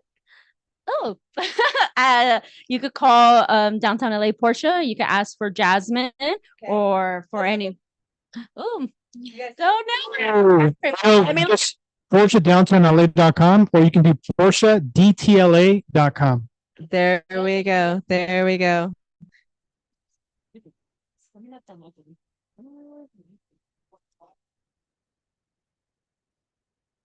So our phone number is going to be 213-204-7890. Thank you guys so much for being here. I appreciate it very much. Have a great night. Thank you. Thank you are so most much. welcome. Thank you.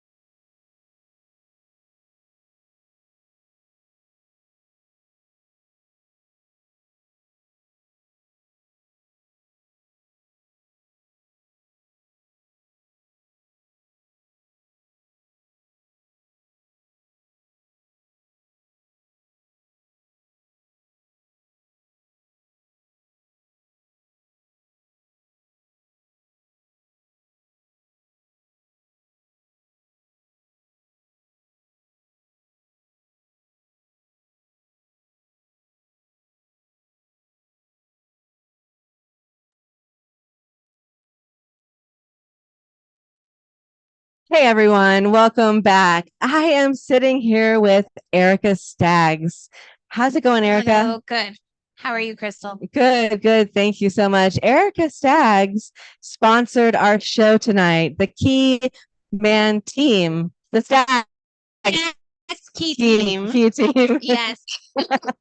It's kind of a one-man show, but not really. I do have 14 on my team now, so That's impressive. Thank you. You're welcome. Tell our viewers what you do. I love to find beautiful people, beautiful homes. In Anywhere. beautiful places. In beautiful places. And we will travel, we'll go anywhere, wherever you need. We'll do it. That is so awesome. And you said you had 14 people on your team? Yes, I'm a managing broker and owner of Staggs Key Team, and in that a team lead of 14 people total. So I'm responsible for a bunch of agents. That's amazing. Where can our audience reach you? You can reach me at Erica, ERIKA, at the key, THEKEY.team, TEAM. Thank you so much for joining us. Thank you for sponsoring us and assisting me with the event. You're so welcome. I appreciate it so very much. You're so Erica is an amazing human being. If you want a new home, please reach out to Erica Staggs. Or if you need to sell yours. There you go. right. Have a great day. Thanks, guys. Thank you, Erica.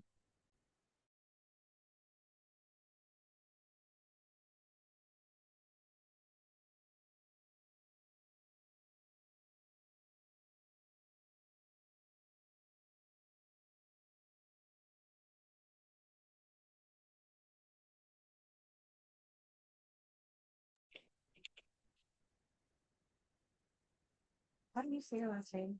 Cownohi, like a cow.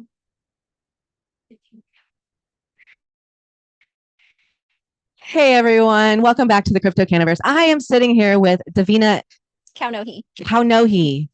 That is an interesting name. Is that Hawaiian? Yeah, it's Hawaiian. Interesting. Well, Davina is actually a really good friend of mine, and I've always had a hard time pronouncing her last name, and she's always so gracious about it and so kind. I really appreciate you being here, Davina. Yeah, thank you for having me. You're most welcome.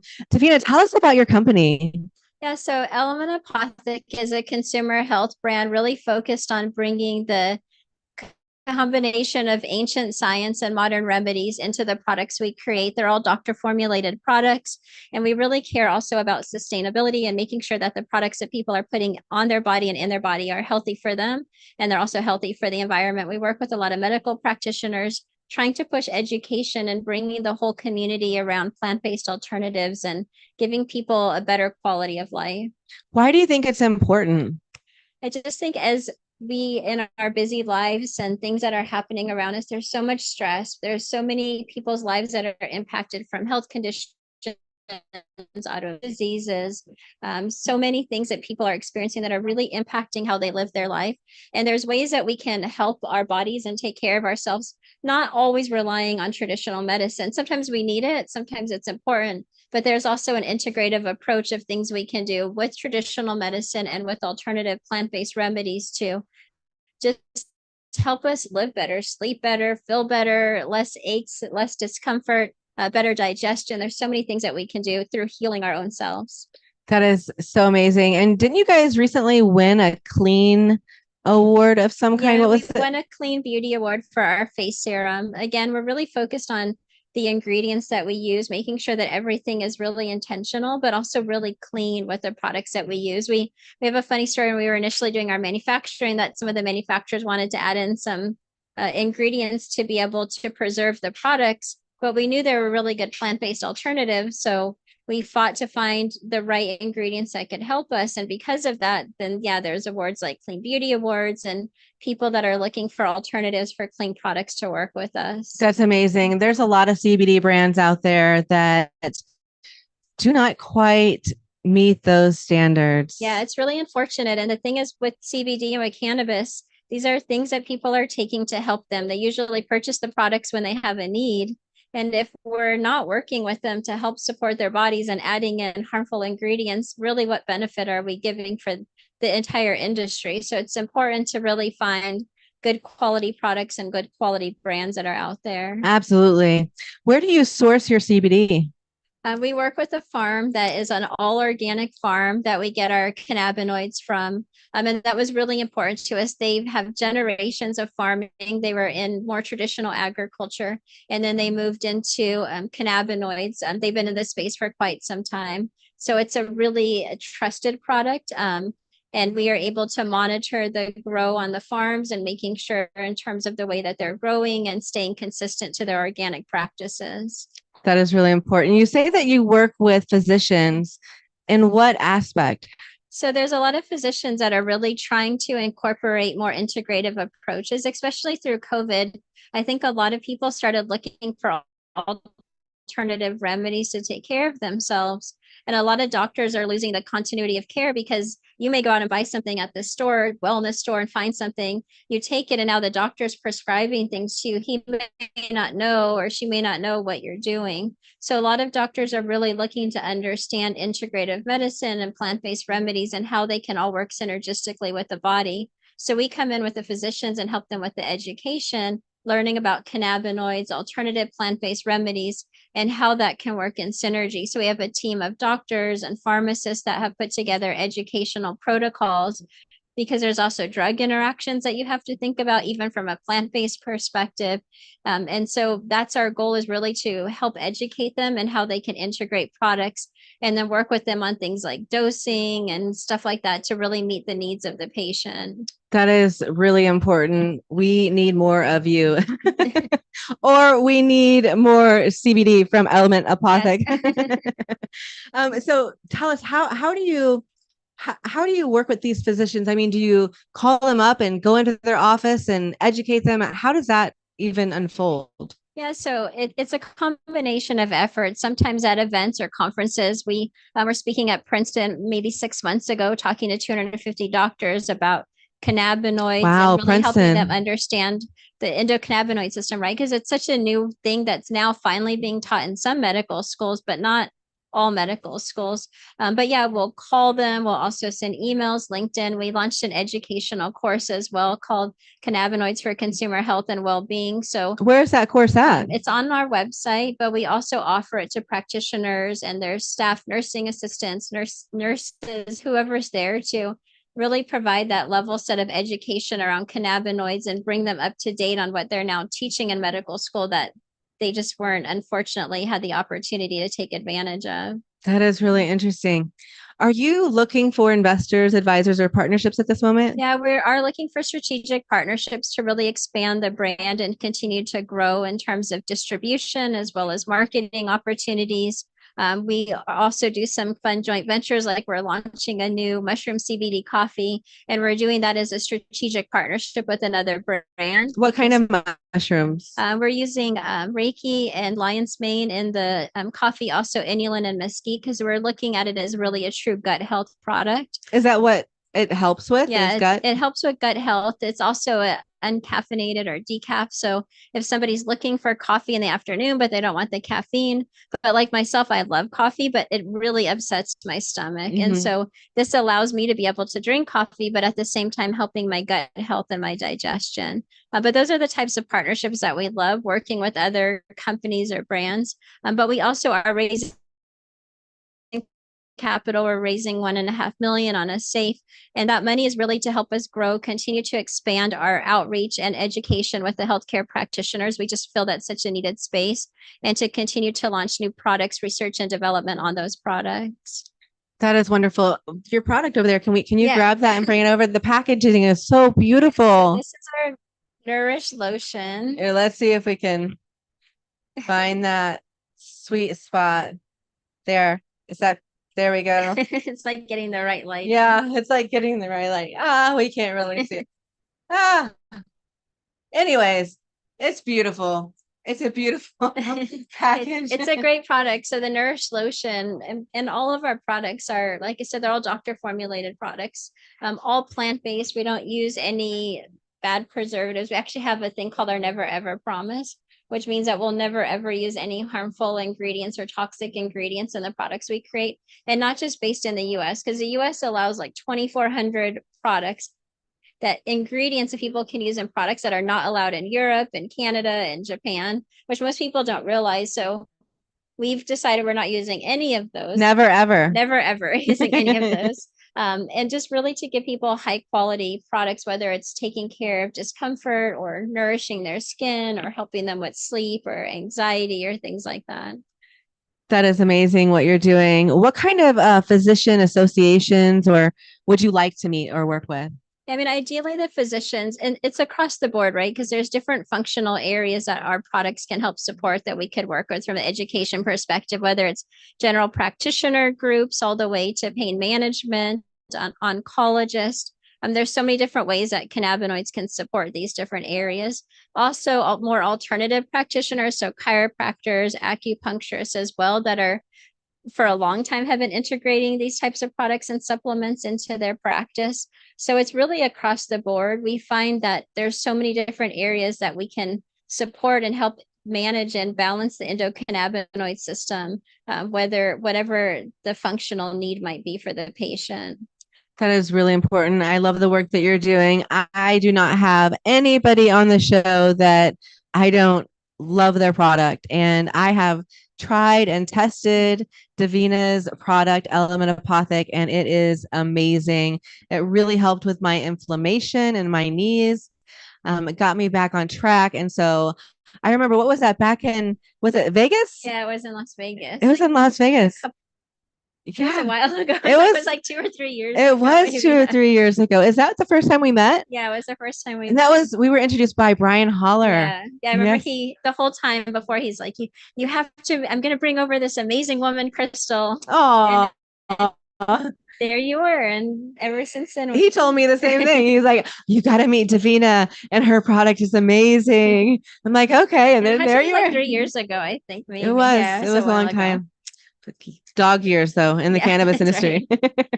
Where can our audience reach you at? Yeah, so you can find us at elementapothic.com. I'm also very active on LinkedIn. So Davina Kaonohi, Kaonohi. You can find me on there as well.